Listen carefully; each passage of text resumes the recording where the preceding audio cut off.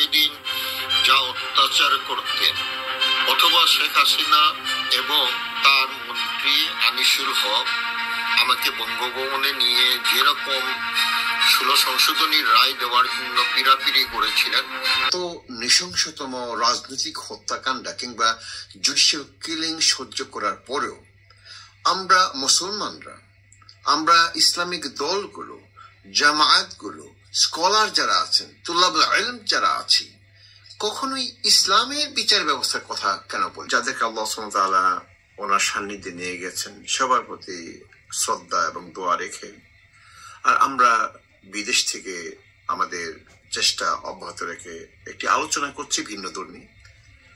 সেটি হচ্ছে এই যে কোনো ঘটনার প্রেক্ষাপট যদি চলে যায়, সেটি আলোচনা করলে পরে অনুধাবন করতে, বুঝতে অনেক সময় কষ্ট হয়, অনেক সময় কম্পারিজন করতেও কষ্ট হয়। তারই একটি হচ্ছে যে বিচারপতি AHM শামসুদ্দিন চৌধুরী, মানে বিচারক বা বিচার প্রক্রিয়া সম্পর্কে কোনো কথা হয়, একটি পয়েন্ট জানা প্রয়োজন।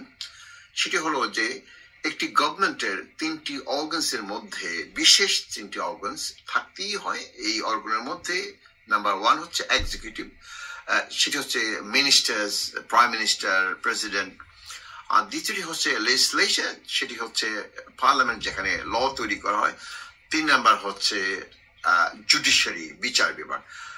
ইন থিওরি বা আপনার রেটরিক, যদিও বিচার বিভাগ স্বাধীন হওয়ার কথা, ইন্ডিপেন্ডেন্ট হওয়ার কথা, আমরা আমাদের জীবদ্দশায় সেটি দেখিনি বাংলাদেশে। যে বিচার বিভাগকে যেভাবে দলীয়করণ করা হয়েছিল, যে ঘৃণ্যতম ভাবে দলীয়করণ করা হয়েছিল, সেটি পৃথিবীর ইতিহাসে বিরল।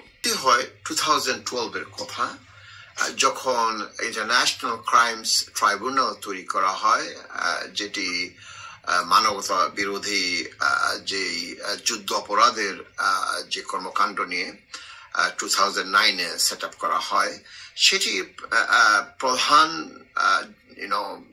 জাস্টিস বা চেয়ারম্যান অ্যান্ড দি জাজ, হেড জাজ বলা চলে, মনে আছে কিনা, মোহাম্মদ নাজমুল হকের কথা এবং সেই স্কাই কেলেঙ্কারির কথা। হেড জাজ অব ইন্টারন্যাশনাল ক্রাইমস কোর্ট, যেখানে সেন্সিটিভ বিষয়, একটি রাজনৈতিক দল জামাত ইসলামের, যাদের নেতৃত্বকে শূন্য করার জন্যে এই আন্তর্জাতিক মানের নাম দিয়ে international crimes tribunal set up করা হয়, সেটি যে রায়, কন্টেন্টস, ডকুমেন্টস, প্রক্রিয়া নিয়ে আলোচনা করা হচ্ছিল জিয়াউদ্দিন আহমেদ ওনার সাথে। 17 hours of conversation, more than আপনার 2030 emails এক্সচেঞ্জ হয়েছে। অধ্যায় করে মানুষগুলোকে এভাবে হত্যা করা হয়েছে, জুডিশিয়াল কিলিং করা হয়েছে, সেটি এই ফ্যাসিস্ট গভর্নমেন্ট বাংলাদেশে দেখে দিয়ে গিয়েছে যে কিভাবে মানুষকে হত্যা করতে হয়। গুমের কথা নাই বললাম। এই শামসুদ্দিন মানিক, যিনি শামসুদ্দিন চৌধুরী মানিক, দেখুন একজন বিচারপতি, তিনিও অ্যাপিলেট ডিভিশনের বিচারপতি।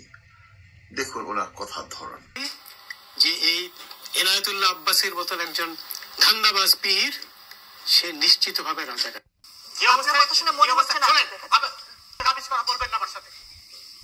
রাবিশ কথা বলবেন না, রাবিশ কথা বলবেন না আমার সাথে, আপনি তো তাদেরই পক্ষের লোক বলে মনে হয়। এই যে সবুজ মেয়ে মারা গেল ছাত্রলীগের, তাকে কে মারলো? সবই তো তদন্ত হবে। তাকে বোঝানোর চেষ্টা করছেন যে আমি দেখিনি নাকি, রাবিশ কথা বলবেন না। আপনি ওদের পক্ষে হয়ে কথা বলছেন।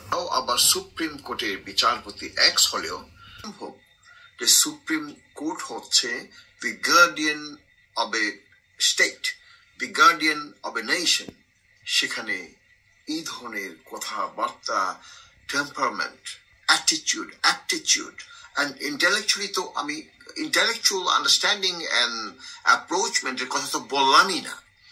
তো দেখুন উনি কিভাবে এত উপরে চলে গেলেন। সে ওনার দুইটি এক্সাম্পল না বলে পাচ্ছি না, যে একজন even during his tenure of a justice, উনি নাকি ইকোনমিক ক্লাসে টিকিট কেটে বাংলাদেশ বিমানে উনি জোর করে বিজনেস ক্লাসে বসে পড়েছেন এবং সেটি ফ্লাইট এনজয় করেছেন। বিচার কার্যের যে একটি মানুষের intellectual understanding and embodiment of that understanding, সেটি প্রকাশ পায় একজন কি বলবো জোর জবরদস্তকারী, খাস বাংলা গুন্ডা বলা চলে। ওনাকে একজন ট্রাফিক পুলিশ স্যালিউট দেয়নি, এই কারণে তাকে আইনি শাস্তি প্রদান করেন। এবং সর্বোপরি উনি খোদ আওয়ামী লীগ দ্বারা অ্যাপয়েন্টমেন্ট পাওয়া সত্ত্বেও উনি অভিযোগ করেছেন তৎকালীন স্পিকার এবং প্রাক্তন প্রেসিডেন্ট আব্দুল হামিদ সাহেবের বিরুদ্ধে রাষ্ট্রদ্রোহের অভিযোগ আনেন। এত বড় একজন বিচারপতি হয়েও he doesn't know the difference between the right of the executive and the prerogative or right of the judiciary. মানিক সাহেব আজকের এই পরিণতিতে, মানিককে আটক করার ভিডিওটা দেখে আমি কিছুক্ষণের জন্য থমকে গিয়েছিলাম। কিছু সময় মুখ দিয়ে কোনো কথা বের হচ্ছিল না। এভাবে কয়েক মুহূর্ত অতিবাহিত হওয়ার পর আমি স্বাভাবিক অবস্থায় ফিরে আসি। তারপর আমার সহধর্মীকে ভিডিওটা দেখিয়ে বলি, বিশ্বাস। এই যে অবস্থার জন্য যে কাকে দোষ দিব, এমনকি এই বর্তমান যে রাজনীতির সিস্টেম কিংবা যে রুলিং সিস্টেম, যেই সিস্টেম অফ গভর্নেন্স, এর মধ্য থেকে আপনার সাধারণ মানুষ দূরে থাকুক, দি চিফ জাস্টিস উনিও পর্যন্ত রক্ষা পাননি। তারা আর কোর্টে বসবেন না। ডিজিএফআই সাইফুল আবেদিন যা অত্যাচার করতেন, আমরা এই ঘটনাগুলো দিয়ে কি করব? এই ফ্যাক্ট স্পিকার দিয়ে আমরা কি করব? যে আশ্রয় স্থলটুকু ছিল মানুষের জন্য, আমরা দেখেছি কত নিরাপদ মানুষকে শাস্তি দেওয়া হয়েছে, হাজারে হাজারে মানুষ বন্দি করা হয়েছে, গুম করা হয়েছে, তারপরে জুডিশিয়াল কিলিং করা হয়েছে, জামাত ইসলামের নেতৃত্বকে ফাঁসির পর ফাঁসি দিয়ে নেতৃত্ব শূন্য করা হয়েছে। আপনি এই যে জুডিশিয়াল বা বিচার বিভাগের স্বাধীনতার কথা বলছেন, এটি is nothing other than another weapon of oppressing people. আমি বিচার ব্যবস্থার কথা কেন বলি না, যেটি আমাদের ঈমান এবং আকীদার অস্থি মজ্জাগত যেটি ব্যবস্থাপনা, সেই বিচার বিভাগের কথা আমরা কেন মানুষের কাছে তুলে ধরি না, দাওয়াতের মাধ্যমে তুলে ধরি না, কিংবা পলিটিক্যাল স্টেজে সেগুলো আমরা তুলে ধরি না? এই পচা নর্দমার গন্ধযুক্ত যে সেকুলারিজমের যে ধর্মহীনতা থেকে উদ্গত, অর্থাৎ যেখানে সিস্টেম ভয় নাই, আল্লাহ সুবহানাহু ওয়া তাআলা কিংবা পরকালের ভয় তো এই সিস্টেমে নাই, তাদের সিস্টেমের মধ্যেই জবাবদিহিতা নেই। সেখানে শুধুমাত্র টাকার বিনিময়, হাজার হাজার কোটি টাকার বিনিময়, আপনার অ্যাপয়েন্টমেন্ট দেওয়া হয় টাকার বিনিময়ে, পলিটিক্যাল অ্যাপয়েন্টমেন্ট দেওয়া হয় টাকার বিনিময়ে, হত্যার রায় দেওয়া হয় টাকার বিনিময়ে, মার্ডার করা হয় টাকার বিনিময়ে।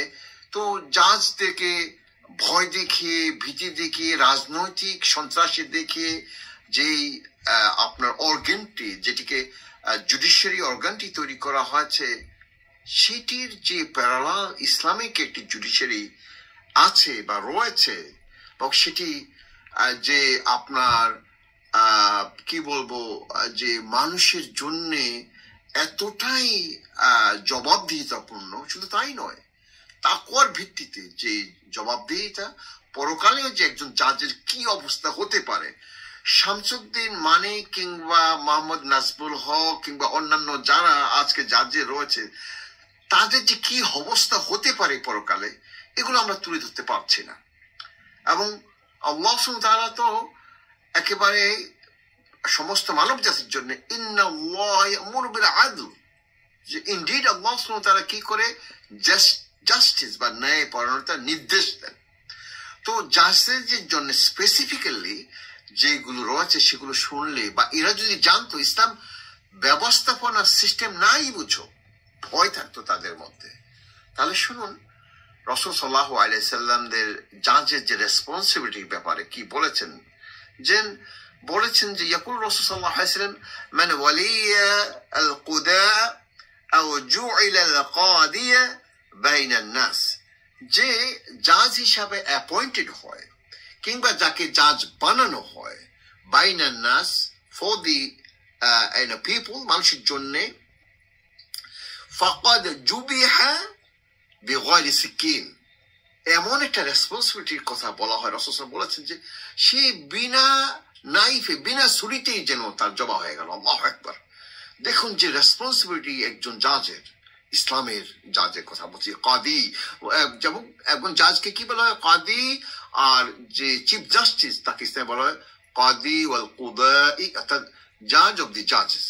আর ইভেন জাজরা অন্যায় করে বাঁচতে পারবেন না, কারণ এখানে জবাবদিহিতা রয়েছে। আরেকটি থাকবে মাজালিম কোর্ট, অর্থাৎ কোনো মানুষ অত্যাচারিত হলে, জুলুমের শিকার হলেই মাজালিম কোর্টের সেটি বিচার হবে, সে জাজ হোক কিংবা অথরিটি হোক, এক্সিকিউটিভ, ইসলামিক এক্সিকিউটিভের কথা বলছি।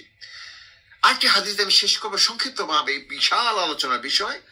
ইয়াকুল রাসূল সাল্লাল্লাহু আলাইহি ওয়াসাল্লাম যে আল কুদাতুন সালাসা, 3 প্রকারের জাজেস রয়েছে ইসলাম থেকে। বাই দ্য ওয়ে, এই নন ইসলামিক আকীদা থেকে, নন ইসলামিক ব্যবস্থাপনা থেকে নয়, সেকুলারিজমের জাজের কথা বলছেন। তবু মুসলমান হিসেবে যদি হাদিসটুকু জানেন তাতেও যথেষ্ট। কাদিয়ানি ফিন্নার, 2 জন কাদি জাহান্নামে যাবে। 3 জনের মধ্যে এই যেটি রেশিও, যদি আপনার 3 জন জাজ হয়, 3 জনের মধ্যে 2 জনে কি করবে, যে জাহান্নামে যাবে। দেখুন কি অবস্থা, কতটা ভীতি সঞ্চারক, কতটা জবাবদিহিতাপূর্ণ, তাকওয়ার সাথে বিত্তিস্ত। রাজুলুন কাদা বিগাইরি হক, যে করলো, কি করলো, রায় দিল, বিচার করলো সত্য ব্যক্তি রেখে। আপনি এবার চিন্তা করুন, এই দীর্ঘ 15-16 বছরের রায়গুলোর কথা চিন্তা করেন, সবগুলোই সম্ভবত আপনার সত্য ছাড়া রায় দেয়া হয়েছে। তার অবস্থা কি হবে, যে করলো ফাআলিমা যাক ফাযাকা ফিন্নার, এবং সে জেনে শুনে এগুলো করলো, তার কি পরিণতি হচ্ছে জাহান্নাম, তার পরিণতি হচ্ছে জাহান্নাম।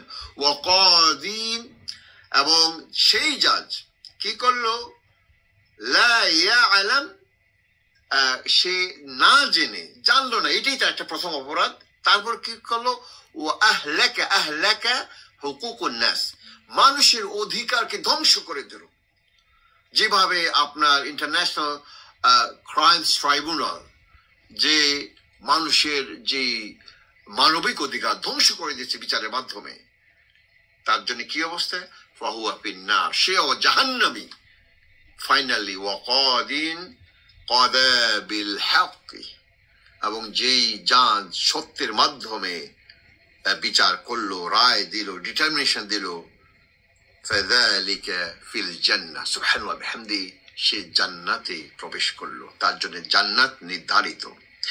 দেখুন এই যে ইসলামের বিকল্প ব্যবস্থাপনা জুডিশিয়ারি, সেটি কোনো অবস্থাতেই রাষ্ট্রের কর্তৃত্ব দ্বারা, নেতৃত্ব দ্বারা নিয়ন্ত্রিত নয়, বরং আল্লাহ সুবহানাহু ওয়া তাআলার সাথে, তাকওয়ার সাথে সম্পর্কিত, সেই সাথে মাযালিম কোর্টের সাথে জবাবদিহিতায় পৃথিবীতে সিস্টেমের মাধ্যমে সেটি নিয়ন্ত্রিত। সেই অবস্থায় আপনারা যদি ইসলামের কথা না বলেন, ইসলামের জুডিশিয়ারির কথা না বলেন, ইসলামের বিভাগ ব্যবস্থার কথা না বলেন, ইসলামের পলিটিক্যাল সিস্টেমের কথা না বলেন, তাহলে আপনি কিসের ইসলাম করলেন, কিসের একজন দায়ী হলেন, কিসের ইসলামের পলিটিক্যাল পার্টির প্রধান হলেন, বা কিংবা অ্যাক্টিভিস্ট হলেন?